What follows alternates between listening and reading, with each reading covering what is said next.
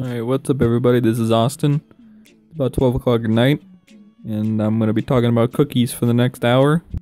So yeah, let's do this.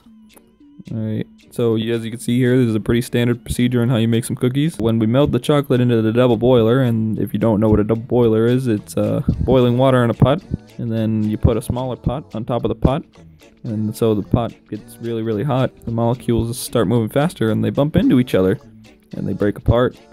When the solid chocolate becomes melted, it is a physical change because the chocolate is still chocolate, even though it's melted.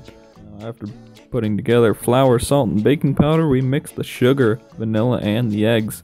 When adding eggs to a mixture, it causes the proteins to shift around and not be so stiff. When we add the sugar, vanilla, and eggs together, it is a heterogeneous mixture because you can see all the different parts of the mixture until mixed together, and then it becomes a homogeneous mixture because the two mixtures are stirred together and it can be separated again into different parts.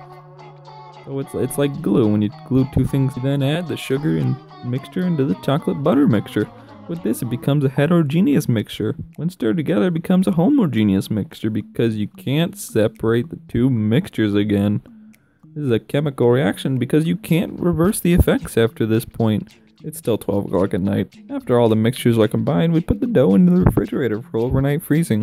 When the dough is freezing, it's an exothermic reaction because the heat is leaving the system and going into the freezer, which is the surrounding. And we do this because the dough can set and it will be easier to roll into balls. When the dough is rolled into balls after freezing, we then place on parchment paper so it's not to stick to the pan. Prior to placing the cookies in the oven was set to 345 degrees. Now it depends on what you want to put the oven at. If you want the cookies to be more gooey, then you just set it higher. You set the temperature a little bit higher. Cookies are then to be cooked for 10 minutes. Approximately 10 minutes. Okay.